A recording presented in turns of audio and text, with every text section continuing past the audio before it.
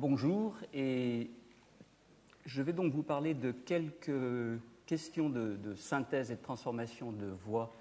C'est un travail fait en particulier dans l'équipe analyse-synthèse des sons de l'IRCAM. Donc rapidement, après l'introduction, je parlerai de quelques dimensions du langage parlé, de façon brève, et de production de la voix, de quelques éléments de structure qui sont très intéressants dans le rapprochement de la voix, de la parole plutôt, et de la musique, de problématiques de transformation de voix chantées avant de conclure.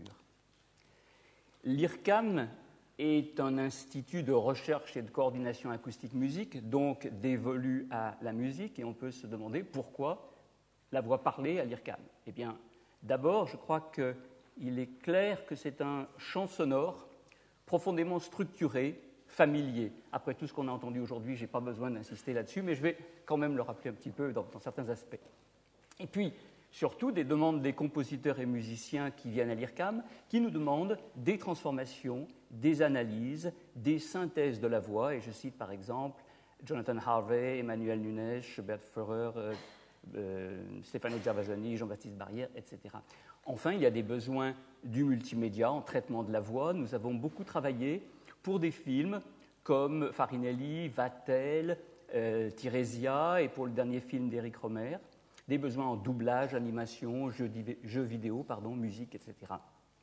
Et pour cela, nous menons des projets de recherche autour de la voix en collaboration avec d'autres instituts, comme par exemple les projets ANR, Rhapsody, Vivos, Affective Avatar, etc.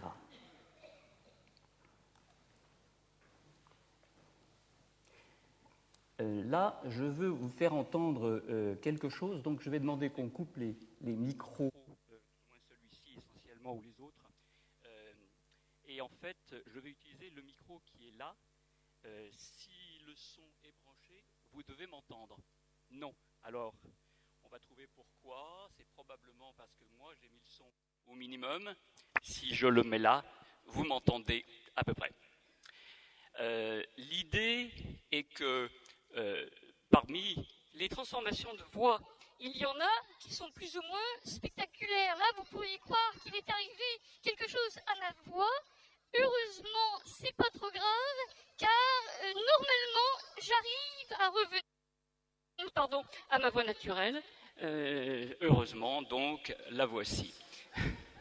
Alors, ce petit jeu pour vous montrer des possibilités de traitement de ce qu'on peut faire aujourd'hui, maladroitement. Je ne suis pas un acteur, ce n'était pas une performance préparée, enfin un tout petit peu préparée de ma part, mais fort maladroitement. Mais vous montrer ce qu'on peut faire. Cet outil qu'on appelle Super VP Tracks, et comme vous l'avez entendu, me permet de changer ma voix dans plein d'aspects. Par exemple, ici, en femme. Voilà. Et alors à ce moment-là, j'ai une voix qui est, une certaine femme, peut-être un peu plus jeune. Et voilà. Et donc on peut ajuster les paramètres assez finement dans un sens ou bien dans l'autre, ou bien si je reviens à ma voix habituelle, la rendre plus vieille et plus impressionnante que ma stature ne me permet d'ordinaire. Voilà, je finis avec ça, j'enlève cet instrument et merci à la technique de permettre de revenir à qui sera plus confortable pour vous surtout, moi aussi. Voilà, donc déjà vous avez une petite idée de ce qu'on peut offrir et ce qu'on cherche à offrir aux musiciens et aux compositeurs, de nouveaux moyens pour qu'ils puissent exprimer leurs envies musicales et quitte à les précéder, c'est-à-dire que ce n'est pas seulement une réponse, c'est aussi des propositions de choses qu'ils ne pouvaient même peut-être pas imaginer, tout au moins du point de vue technologique, bien sûr. Alors, parlons du langage parlé et un petit peu de ses dimensions, très simplement. Il y a ici des spécialistes, mais je vais le faire de façon très schématique pour certains, trouvons ça schématique, mais j'ai besoin de ces éléments, il me semble qu'ils sont importants. Il y a l'énoncé, explicitement ambigu, qui montre bien l'influence du contexte, de la pragmatique par exemple, les catégories et relations dans la phrase, donc on voit apparaître des éléments de structure. Ce qu'on appelle les phonèmes, qui sont ces symboles de réalisation des mots enchaînés, leur réalisation acoustique qu'on appelle les phônes, donc une suite des phônes, et finalement le signal de parole que vous voyez en bas. L'écran est un peu plus petit que prévu, mais ce n'est pas grave, on le voit quand même. J'espère qu'on n'en manquera pas trop.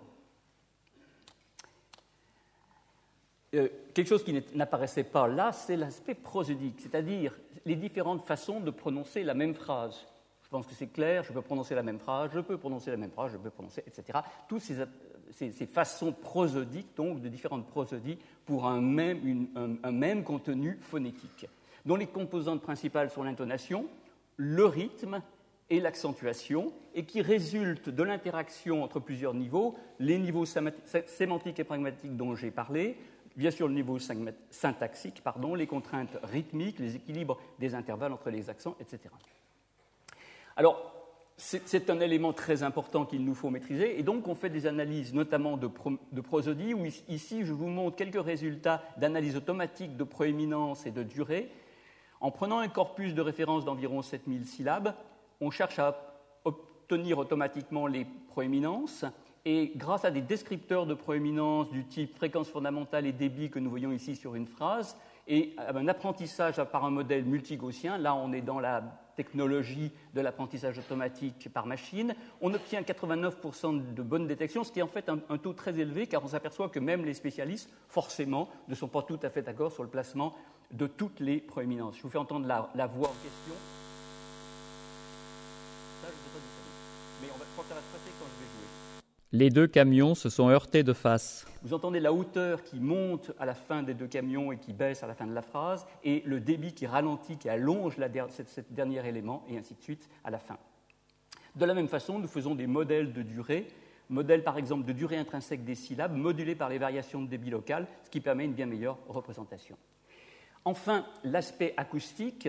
L'acoustique de la parole va être caractérisée par de nombreux éléments que j'ai schématisés, que j'ai simplifiés ici. La fréquence fondamentale, que nous appelons F0, la hauteur entendue de la voix. C'est un moyen de supprimer ça, comme ça.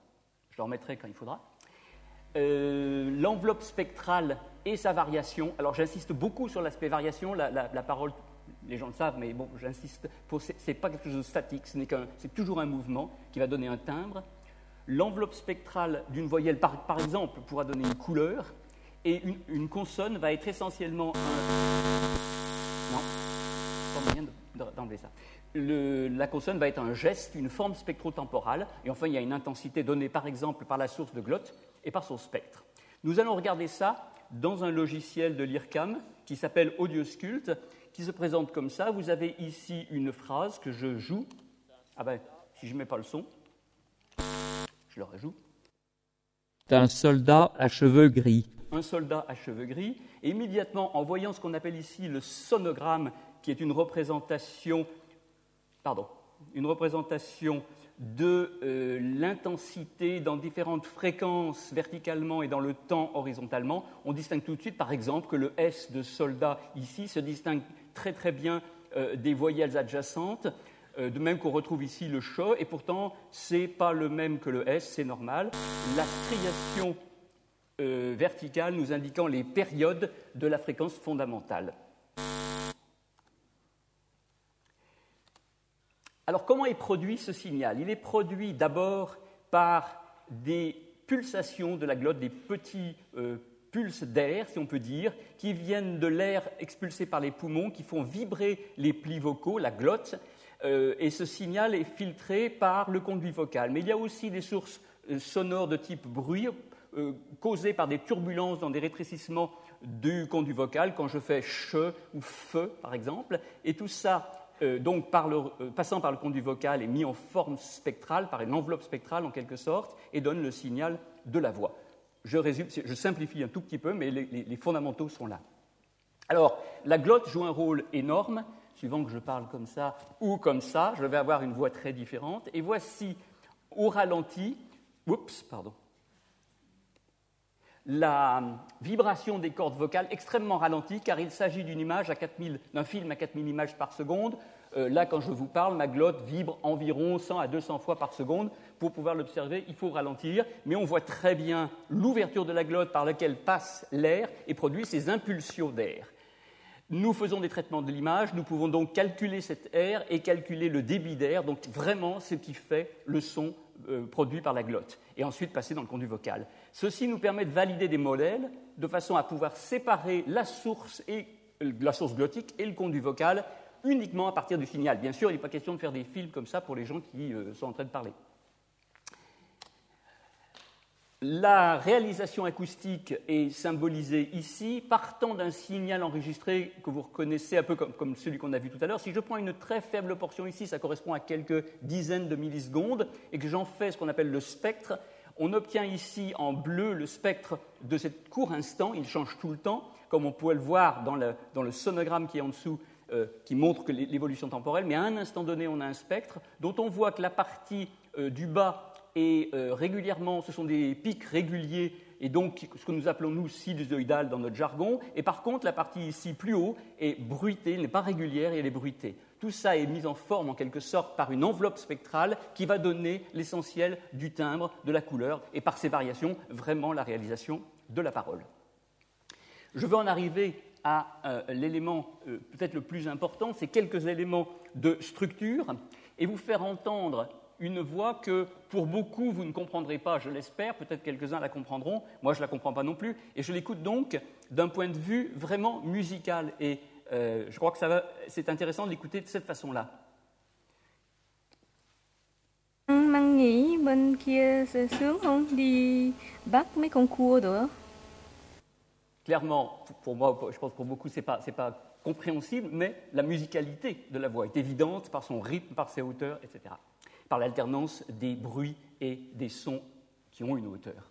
Alors, ici, j'ai fait un rapprochement qui est extrêmement approximatif et qui est critiquable, et vous allez le critiquer certainement. Ça ne prétend pas être quelque chose d'exact, loin de là, mais c'est très suggestif et explique tout l'intérêt qu'il y a à regarder musique et paroles ensemble. J'aime partir du niveau à peu près de la syllabe, qui pour moi est à peu près l'équivalent d'une note. Il y a une attaque, une forme principale portée par la voyelle et une continuation éventuelle, un peu comme la note. Mais si on remonte, un mot constitué de syllabes est un peu un motif musical. C'est encore très approximatif. Il y a des accents, bien sûr. Il y a une certaine syntaxe dans la phrase, c'est clair, mais dans la musique aussi. Les musiciens en parleraient très bien. Il y a des phrases, il y a des paragraphes ou des sections, des mouvements, etc. Et si on part dans l'autre sens, les choses sont un petit peu plus compliquées. Le phone va être un peu le timbre d'une note, mais déjà c'est un peu faux. La prosodie, l'expressivité vont se traduire de façon très libre dans la parole par des variations de la hauteur, des durées, des intensités, très libre dans un cadre donné, mais malgré tout extrêmement libre, c'est tout l'effet de la prosodie, alors que l'interprétation musicale va être beaucoup plus contrainte, avec des hauteurs précises et des durées précises, autour desquelles on est autorisé à faire certaines variations, si je peux dire. Pour étudier ça, nous avons bâti un outil, un ensemble d'outils en fait, qu'on appelle IRCAM Corpus Tools, qui va reposer sur des bases de données, de nombreux corpus d'unités de parole avec leurs analyses. Unités parce qu'il faut étudier donc tous ces termes de structure dont je parlais, les phonèmes, les syllabes, les accents, les groupes, etc., qu'on obtient en prenant des enregistrements, en faisant les analyses acoustiques, prosodiques et syntaxiques, y compris en tenant compte du texte orthographique transformé en chaîne phonétique, en segmentant donc ces unités grâce au logiciel IRCAM Align et en baptisant ces données. Nous avons ainsi plusieurs voix, des voix chantées, des voix expressives, etc. Ensuite, nous disposons d'outils en fait, dans le langage de requête pour appeler ces unités, les traiter, en obtenir des résultats de façon très facile. Il n'y a rien de révolutionnaire là-dedans. Ce qui est intéressant, c'est la facilité de l'outil qui permet d'obtenir en une ligne ou deux des résultats très intéressants. Il y a même une interface graphique utilisateur. Alors, qu'est-ce qu'on fait avec ça? Eh bien, par exemple, de la synthèse, des études de prosodie, des études d'expressivité, d'identité, et même de la musique avec l'outil Qatar de Dimo Schwartz à l'IRCAM, dont je ne parlerai pas aujourd'hui. Synthèse de parole, l'une des techniques les plus en vogue et les plus efficaces, c'est d'aller chercher quelques-unes de ces unités pour reconstituer la parole en les réassemblant. Il faut les choisir très bien pour qu'elles se réassemblent bien, il faut faire un peu de travail dessus. C'est une technique à la fois compliquée par la difficulté de choisir les bonnes unités et un peu simpliste en même temps, mais qui aujourd'hui donne les meilleurs résultats. Voici des exemples avec une voix que vous allez reconnaître parce que c'est la mienne, mais c'est une phrase que je n'ai jamais prononcée. Je peux vous le garantir. Mon chien est mort dans un accident. Excusez-moi, c'est un petit peu fort. On peut mettre un peu moins fort, merci. Alors ça, c'était avec ma voix. Je le rejoue peut-être.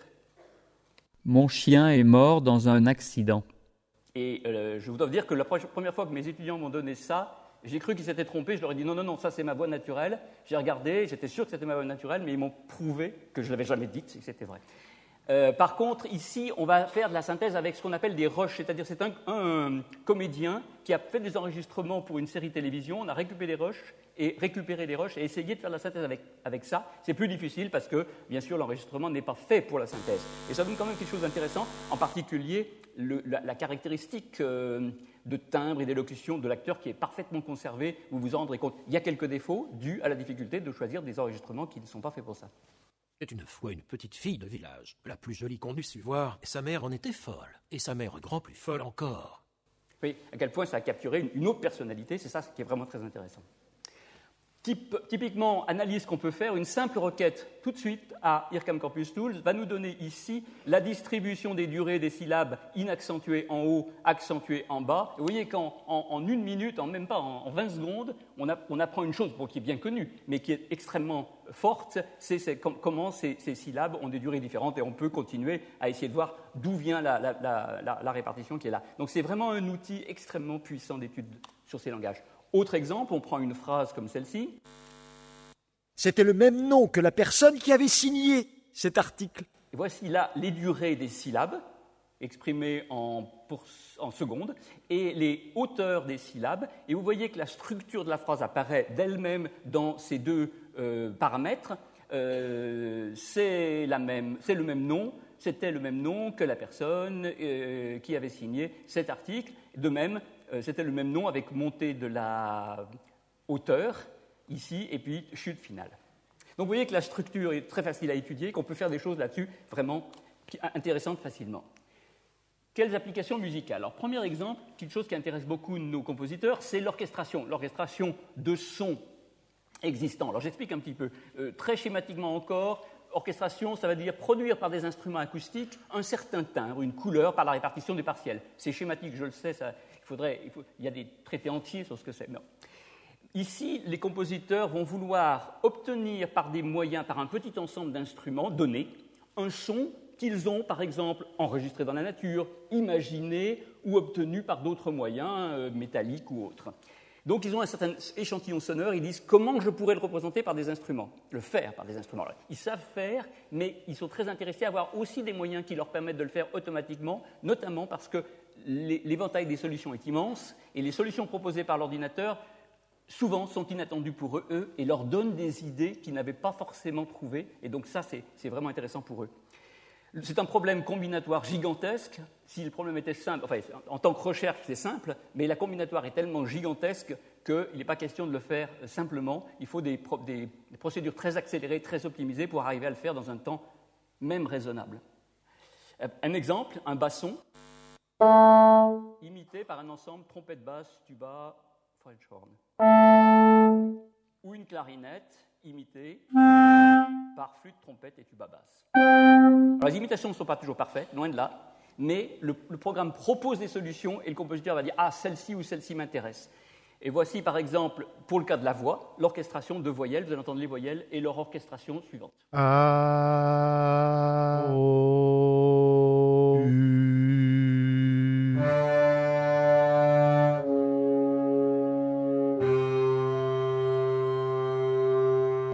Dans un exemple suggéré par le compositeur Jonathan Harvey, imiter un mantra chanté avec un ensemble de 13 musiciens. Voici le point de départ.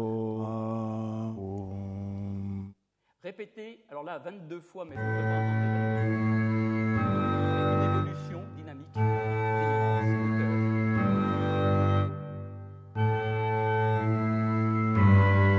ainsi de suite. Je vais passer avant la fin, loin de là. Alors, on parle donc de forme, de parole et de musique, et Sima Aaron nous a fait entendre des exemples merveilleux de rapport entre la langue, et en particulier ses tons, et sa représentation finalement musicale. Et on peut faire, nous, pauvres scientifiques, faisons ça avec des moyens technologiques. Et je vais vous faire entendre un tout petit exemple ici où les paroles, les syllabes en fait, sont imitées par une espèce d'instrument très rudimentaire, mais vous allez entendre en quoi les durées et les hauteurs imitent la voix. Très court. Mesdames et messieurs, je suis heureux de me retrouver ce soir parmi vous. Mesdames et messieurs, je suis heureux de me retrouver. Je vous arrête là. Alors, c'est un travail intéressant pour le musicien qui va pouvoir calquer cette prosodie, en fait, de la parole, même d'autres aspects éventuellement de timbre, par des instruments. Et ici, nous avons un exemple où une phrase de Noam Chomsky a été traduite en notes de violon par Diemo Schwartz. Voici la phrase originale. Our capacity to change the world increases. Représentée par des notes de violon, des échantillons, donc c'est pas très bien, c'est pas très musical en tant qu'interprétation. Je pense qu'on va être un petit peu moins fort pour l'assistant, c'est moi. Et alors, c'est plus intéressant encore de l'écouter en stéréo, ensemble. Our capacity to change the world increases. Alors, c'est une forme d'interprétation, mais on sent bien le rapport. On peut faire ça avec d'autres phrases que j'ai ici fait figurer. C'est un travail de Nicolas Aubin, en jouant donc sur la hauteur et les durées des syllabes, en les jouant par des notes, et dans ce cas-là, avec des notes de synthèse. Je vais plutôt vous faire entendre Lucchini. S'il y a vraiment une demande à la fin, on pourra peut-être.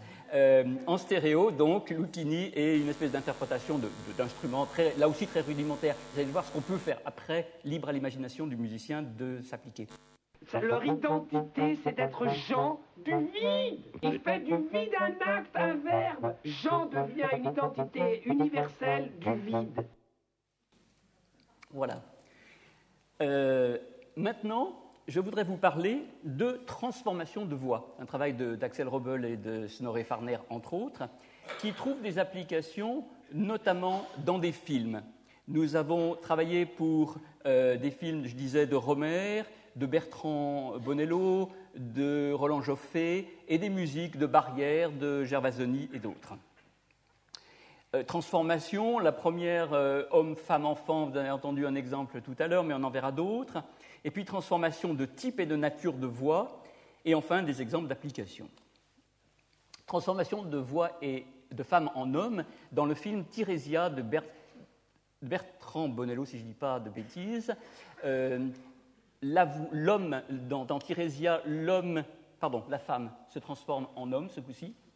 Il y a des questions très intéressantes sur ces changements dont je ne parlerai pas ici. Et voici le résultat, donc transformé en homme. Mange avec moi. J'en peux plus d'être seul. Je te jure que je serai calme. S'il te plaît. Assieds-toi. Alors c'est là qu'il est intéressant d'écouter l'original. Mange avec moi. J'en peux plus d'être seul. Je te jure que je serai calme. S'il te plaît. Vous voyez comment toute la qualité et la particularité de la voix de cette femme est conservée vers l'homme. Et on peut faire n'importe quel type de transformation, n'importe quelle, je dirais, quantité de transformation. Ici, je me situe à peu près au milieu. Mange avec moi. Très ambigu. J'en peux plus d'être seul. Homme, femme. Je te jure que je serai calme. C'est quelque chose qui a intéressé Éric Rohmer pour son dernier film, Les Amours d'Astrée et de Céladon, où Céladon se déguise en femme et dit « Mon père, c'est inutile, je peux contrefaire ma voix.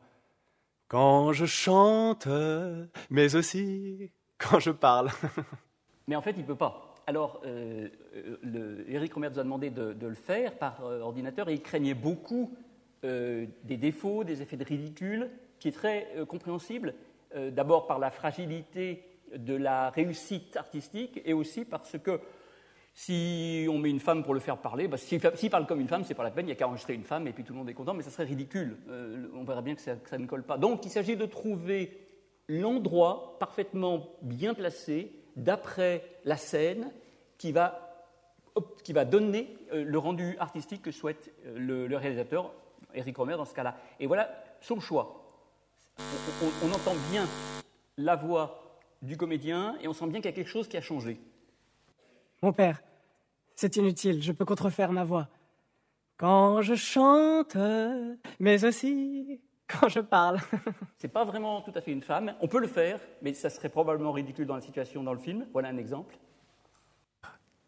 Outre que je ne mens jamais, je choisirais plutôt la mort que d'être menteuse à vous. Transformé en Alexis. Belle bergère, outre que je ne mens jamais, je choisirais plutôt la mort que d'être menteuse à vous. Et là, c'est une femme, il n'y a aucun contexte, surtout je l'avais fait entendre au début en plus. Il y aurait pas de... Donc, ça représente les quelques 10 séquences d'une dizaine de minutes à la fin du film. Comment on fait ces transformations? Très schématiquement, il faut changer la hauteur qui, chez un homme, va être, par exemple, entre 80 et 120 Hz, ou beaucoup plus éventuellement, et qui, chez une femme, va plutôt être transposée vers 180 à 300 Hz. Son enveloppe spectrale aussi change parce que le conduit vocal, la taille du conduit vocal chez la femme est plus grande, est plus petite, et donc c'est comme si toute l'enveloppe spectrale était dilatée, et ceci est encore plus vrai vers la voix d'un enfant. De même, il faut plutôt adoucir la voix, donc séparer l'effet de la source et du conduit vocal, atténuer plutôt les hautes harmoniques de la source glottique, et c'est des modifications qui sont possibles avec le logiciel SuperVP que vous avez vu en action précédemment. Alors, autre type d'application, alors là, beaucoup plus terre-à-terre, dans une petite vidéo, on va utiliser un seul acteur, une seule actrice. En fait, ce n'est pas une actrice, c'est une de nos étudiantes auxquelles on a demandé de prononcer la voix, et on a transformé la voix pour faire les différents acteurs de cette petite scène très rudimentaire, mais vous voyez l'intérêt dans ce cas-là. Oups, pardon. Bonjour, une table pour 3, s'il vous plaît. Bien sûr, mesdames. La table à côté de l'aquarium vous conviendrait-elle? Oui, je veux regarder les poissons de toutes les couleurs. Nous attendons son grand frère. Il arrive. Que voulez-vous manger? En plat du jour, nous avons des spaghettis bolognaise. Le plat du jour sera parfait pour moi. Mamie, puis-je prendre un steak haché? Mais oui. Moi, je veux une pizza au chocolat. Mais, bon. Kelly... Alors, la qualité de la voix n'est pas toujours parfaite, surtout voix d'homme. On a un peu de mal à transformer cette voix en voix d'homme. Voilà la voix d'origine. Bonjour, une table pour 3, s'il vous plaît. Bien sûr, mesdames. La table à côté de l'aquarium vous conviendrait-elle? Oui, je veux regarder les poissons de toutes les couleurs. Bon, vous avez compris le principe. On peut faire beaucoup d'autres transformations. J'en ai cité quelques-unes ici, partant de cette voix originale. Fred prit la tête de l'expédition. Est-ce qu'on peut mettre un petit peu moins fort, peut-être? Je crois que c'est un peu trop fort, merci. Avec un peu de souffle dans la voix. Alfred prit la tête de l'expédition. Carrément chuchoté. Alfred prit la tête de l'expédition. Avec un grain creaky dans la voix. Alfred prit la tête de l'expédition.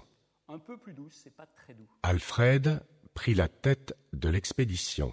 Tremblante. Alfred prit la tête de l'expédition. Et là, très impressionnant, comment la voix peut être beaucoup plus plate. Alfred prit la tête de l'expédition. Ou au contraire, vivante. Alfred prit la tête de l'expédition. Et enfin, ivre. Je ne suis pas sûr que ce soit vraiment l'ivresse, mais ça donne un peu. Alfred prit la tête de l'expédition. On peut faire peut-être une meilleure ivresse, mais ça nécessite peut-être plus d'alcool, je ne sais pas. Alors, c'est des choses qui intéressent donc pas mal de compositeurs. Et là, une espèce d'installation d'œuvres mi-théâtrales, mi-musicales de Jean-Baptiste Barrière, qui s'appelle Deux songes de Maeterlinck d'après Bruegel, où un acteur parle et sa voix est transformée dans les 12 personnages, hommes, femmes, âgés, jeunes, du songe ou de l'œuvre. Et l'enregistrement est assez faible, donc si on peut monter le niveau, merci. C'est un court extrait. Vous l'entendez à travers leur prière? Oui. J'entends quelque chose qui n'est pas loin de nous. Elle était endormie. On dirait qu'elle s'éveille. Il a eu tort de nous mener ici. Je n'aime pas entendre ce bruit. Donc voilà quelques idées de cette œuvre. Autre problème, qu'est-ce qui fait l'identité, comment transformer l'identité? Ma voix est reconnaissable, la voix de quelqu'un d'autre, on reconnaît probablement des dizaines et des dizaines de voix différentes très rapidement. Comment transformer l'identité? c'est-à-dire ayant un locuteur source, le transformer pour que perceptivement on pense qu'on est proche ou qu'on est carrément arrivé à un locuteur cible. La technique qu'on utilise, c'est de prendre des enregistrements dans un corpus d'entraînement de la voix source et de la voix cible, d'en faire un alignement temporel, de sélectionner les données qui sont fiables, d'en faire un modèle statistique par une technique dite mélange de Gaussien. Et ça, c'est fait plus précisément sur les analyses, sur les paramètres d'analyse du locuteur dont j'ai parlé, fréquence fondamentale, enveloppe spectrale, etc. Et ce modèle va être utilisé, ou plus exactement à la régression linéaire du modèle de la voix source vers la voix cible, au moment de la transformation, en partant d'une phrase de la source à transformer, de la voix source à transformer, avec ses paramètres, changer les paramètres, refaire la synthèse et obtenir la voix transformée. Voici des exemples, et là, nous n'avons joué que sur le timbre, pas sur la prosodie. On peut le faire aussi, il faut arriver maintenant à faire tout en même temps. Là, je vais faire entendre que le timbre. Voici 3 timbres, la voix avec 3 timbres différents. Il arrive demain d'Italie par la route. Il arrive demain d'Italie par la route. Il arrive demain d'Italie par la route. Alors, si vous avez peut-être entendu que le premier a un accent un peu hispanique. Il se garantira du froid avec un bon capuchon. Le deuxième a un accent un peu québécois. Mon cousin a été très vexé par ce qu'elle a dit. Et enfin, Jean Cocteau, voix reconnaissable. Rostand fut porté sur ce siège par des faits rapides. Rostand... Pardon. Et la voix d'origine, c'était la mienne. Il arrive demain d'Italie par la route. J'en ai un autre exemple ici. Si on me transforme, pour prendre juste le début. Le caractère de cette femme est moins calme. Le caractère de cette femme est moins calme. Et ainsi, vous voyez comment le programme capture une partie. On n'est pas tout à fait au bout, c'est clair. Il y a encore des difficultés, mais on a déjà capturé pas mal du caractère de la voix, c'est le cas de le dire. Autre aspect, mais après l'identité, l'expressivité. Ce que nous entendons par expressivité, c'est tous ces aspects d'émotion, d'affect, d'intention, etc., qu'on trouve, qu'on entend très bien dans la voix et qui ont beaucoup d'importance, parfois peut-être plus que le sens tel quel. Donc, les objectifs sont de comprendre comment cette expressivité est obtenue et rendue dans la parole et pouvoir la retraduire dans de la parole neutre ou au contraire changer l'expressivité. Pour cela, on part d'enregistrements d'acteurs, d'un corpus expressif, d'acteurs qui ont prononcé des textes qu'on, de préférence, prend phonétiquement équilibrés et pris de façon neutre, avec différentes intensités, et on essaye de leur faire rendre toutes ces expressivités. Alors, c'est du jeu d'acteurs. Pourquoi ? Parce que c'est ce qu'on veut faire. C'est un peu le rôle de l'acteur qu'on veut essayer de modéliser. La question de la reconnaissance par des acteurs, par des expressions spontanées, est un problème très différent. Le modèle général de cet apprentissage, c'est de partir du corpus, de faire les segmentations et les analyses, puis des modèles généraux dont il existe plusieurs sortes, par règle, par art de décision et par réseau bayésien. Et quand on a ces modèles, partir de la phrase neutre, transformer le signal dans tous ses aspects, transposition pour la hauteur, gain, dilatation temporelle pour les durées, réassignement spectral pour le timbre, séparation source-filtre pour les aspects source-filtre et obtenir la phrase expressive. Ainsi, partant d'une phrase neutre comme celle-là, Alfred prit la tête de l'expédition. On va la rendre triste et vous allez trouver ça très triste, enfin un peu exagéré, mais si vous entendiez, je ne l'ai pas amené, mais ce que font les acteurs, c'est bien plus exagéré que ça. Alfred prit la tête de l'expédition. En fait, c'est loin du maximum même. C'est un soldat à cheveux gris. Et là, une colère qui est contenue quand même. C'est un soldat à cheveux gris. Mais clairement, il n'est pas très content. C'est un soldat à cheveux gris. L'étonnement. Une autre forme de surprise. Mon chien est mort dans un accident. Et là, vous reconnaissez la phrase de synthèse. Donc tout ce que je dis s'applique évidemment à de la synthèse. Mon chien est mort dans un accident. C'est effectivement surprenant. Alors, c'est dans le cas, par exemple, des modèles par arbre de décision, on va pouvoir classer toutes les propriétés en fonction des variables qui marquent l'expressivité, l'intensité, l'accent, etc. Et l'avantage de ces arbres de décision, c'est que lorsqu'il nous manque des éléments, on peut si on n'a pas les unités correspondantes, on peut marginaliser et obtenir ainsi la généralisation. Enfin, un aspect très important, c'est ce qu'on appelle les éléments paraverbaux, tout ce qui est ah, ou, rire, pleurs, etc. Je vais vous faire entendre 2 phrases. Écoutez-les bien. C'est un soldat à cheveux gris. C'est un soldat à cheveux gris. Je pense que tout le monde a entendu 2 prononciations très différentes de cette phrase. Il n'y a pas de contestation est possible. Eh bien, ce n'est pas le cas. Les 2 phrases sont strictement les mêmes. La seule différence, c'est qu'on a mis cette espèce de respiration au milieu. Je vous les rejoue. C'est très impressionnant, je n'arrive pas à l'entendre moi-même. Un cheveux gris. Pardon. Recommençons. C'est un soldat à cheveux gris. Qui est exactement la même. C'est un soldat à cheveux gris. Mais coupé et la respiration. Vous voyez l'importance de ces éléments. Enfin, la voix chantée. Et pour introduire ça, je vais vous faire entendre un petit exemple.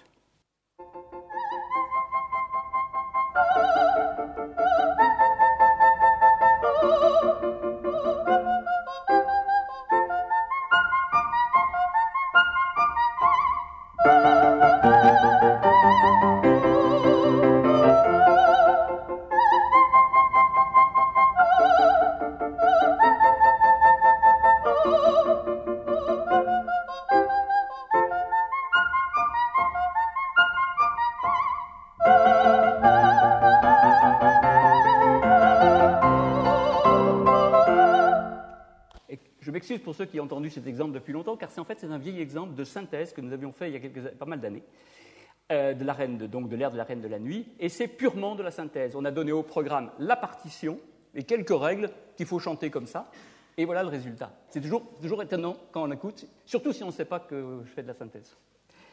Je vais vous faire entendre d'autres choses, mais comme le temps passe, parler plus très rapidement des techniques. On peut aussi faire cette sélection d'unités, rassembler des éléments et faire chanter, mais je vais passer rapidement, plutôt aller sur les utilisations par un compositeur dans un opéra imaginaire, Joshua Feinberg, qui voulait rendre la folie en quelque sorte du narrateur dans Lolita, le fait chanter. C'est son interprétation d'un chanteur qui ne sait pas chanter. Ce n'est pas un chanteur, c'est un écrivain. En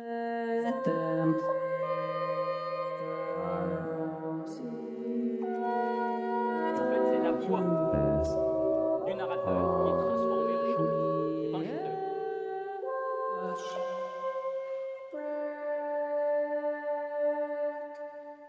Et pour terminer, je vais vous parler du film Farinelli, recréation de la voix d'un célèbre castrat pour le film de Gérard Corbiot. Il n'existait pas de castrat ou de chanteur capable d'interpréter les partitions avec la qualité artistique requise. Et donc, on a enregistré une soprane et un contre-ténor, monté note à note, une note de l'un, une note de l'autre, mais ça, évidemment, ça s'entend, c'est horrible. Donc, transformer les voix pour les égaliser et surtout faire la voix très spéciale voulue par l'intention artistique de Gérard Corbiot qui dit où s'arrête le pouvoir de sa voix. Donc une voix qui a un pouvoir exceptionnel. Et voici le résultat, qui est sur un CD notamment.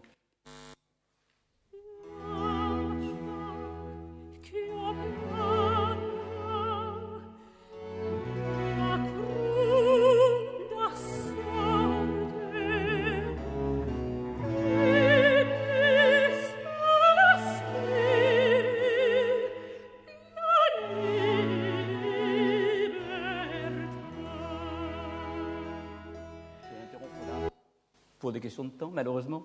Et juste conclure rapidement, nous avons vu des problématiques d'analyse, de modélisation, de synthèse et de transformation, comment nous cherchons à créer des modèles génératifs et toutes les difficultés que j'ai omises, faute de temps, mais qui sont considérables, concernant la physique de l'instrument, en quelque sorte, qui nous pose énormément de problèmes, les problèmes de syntaxe, de sémantique, jusqu'aux problèmes de pragmatique, et surtout les aspects cognitifs qui nous échappent encore beaucoup, hélas. Et voilà.